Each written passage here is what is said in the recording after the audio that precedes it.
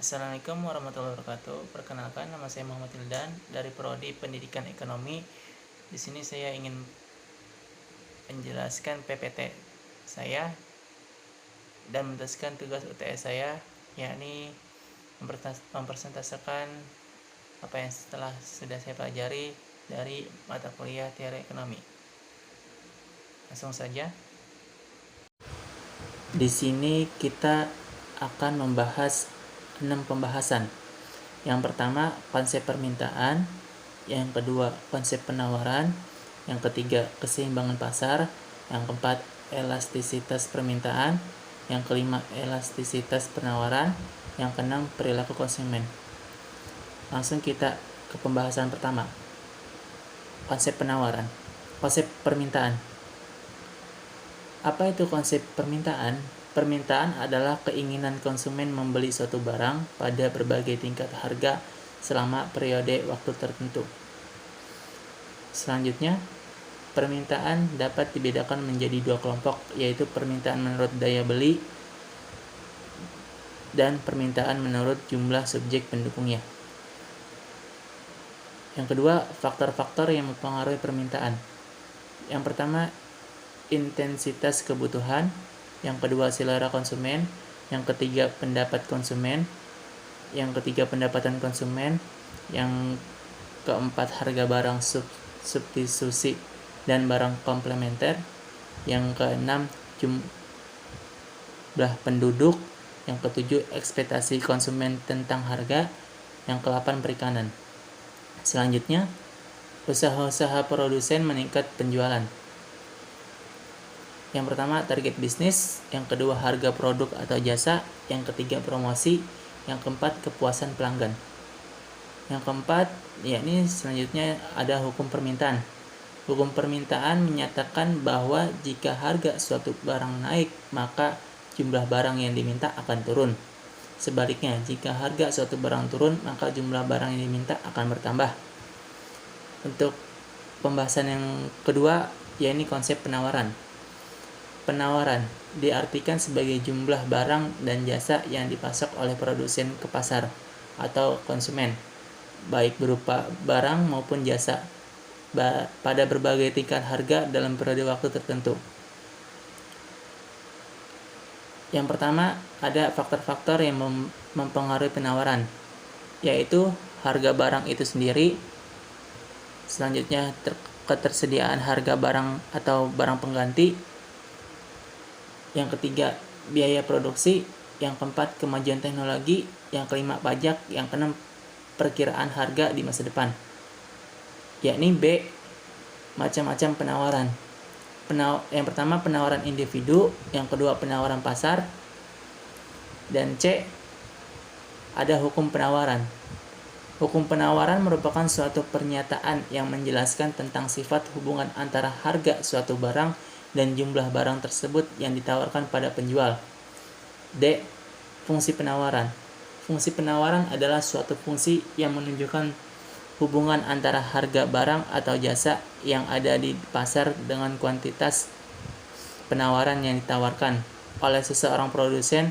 Fungsi ini berbentuk persamaan matematika yang didapatkan dari dua atau lebih data yang memperlihatkan banyak barang yang ditawarkan dengan harga barang tersebut pada suatu waktu.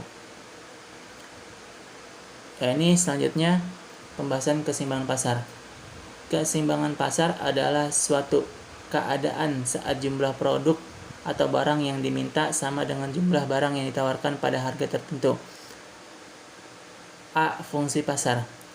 Yang pertama, distribusi produk. Yang kedua, penetapan harga atau nilai. Yang ketiga, promosi. Yang keempat, penyerapan tenaga kerja. Yang kelima, barang dan jasa. Yakni B, cara mencapai keseimbangan pasar. Untuk mencapai sebuah keseimbangan, pemerintah berperan dalam hal itu dengan mengeluarkan beberapa kebijakan di bidang perekonomian. Salah satunya kebijakan tersebut adalah hal penetapan harga. Yakni C, jenis-jenis keseimbangan pasar. Yang pertama, keseimbangan pasar jangka pendek.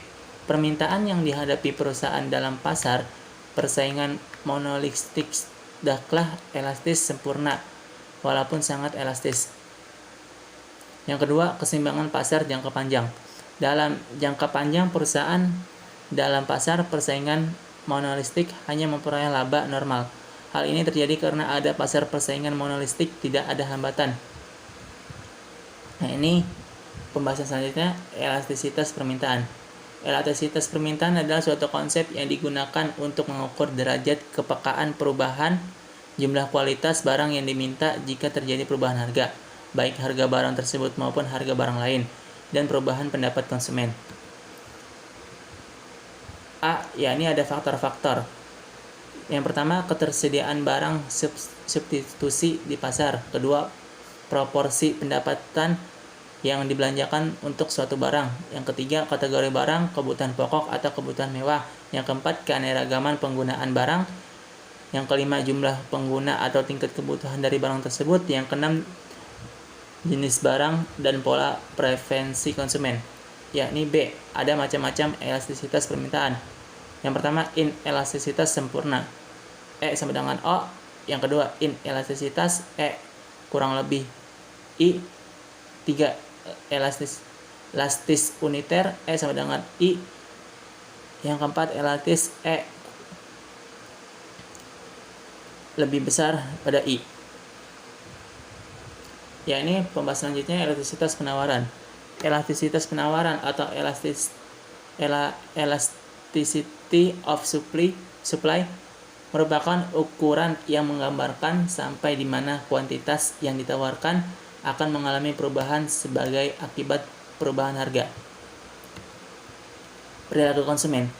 Perilaku konsumen yaitu proses dan aktivitas ketika seorang berhubungan dengan pencarian, pemilihan, pembelian, pengguna, serta pengevaluasian produk dan jasa demi memenuhi kebutuhan dan keinginan. Di sini ada proses kebutuhan pembelian. Pertama, perilaku pasca pembelian. Kedua, keputusan pembelian. Ketiga, evaluasi alternatif. Keempat, pencarian informasi. Yang kelima, pengenalan kebutuhan. B, yakni keputusan pembeli. Dalam satu kasus pembelian, konsumen bisa mengambil beberapa sub keputusan, meliputi merek, pemasok, jumlah, waktu pelaksanaan, dan metode pembayaran. Yang C, yakni faktor yang mempengaruhi perilaku konsumen, yaitu ada faktor pribadi, faktor psikologi, dan faktor sosial. Yakni A, fungsi elastisitas penawaran. Fungsi elastisitas penawaran. Fungsi penawaran menggambarkan hubungan yang terdapat antara harga sama dengan P suatu barang dengan jumlah yang akan dijual atau QS. Secara teknis, hal ini dapat dituliskan sebagai berikut. QS sama dengan FP. B, jenis-jenis elastisitas penawaran atau supply. Yang pertama, penawaran elastisitas sempurna. Yang kedua, penawaran elastis. Yang ketiga, penawaran elastisitas sempurna. Yang keempat, penawaran tidak elastis atau inelastis. Yang kelima, penawaran inelastik sempurna.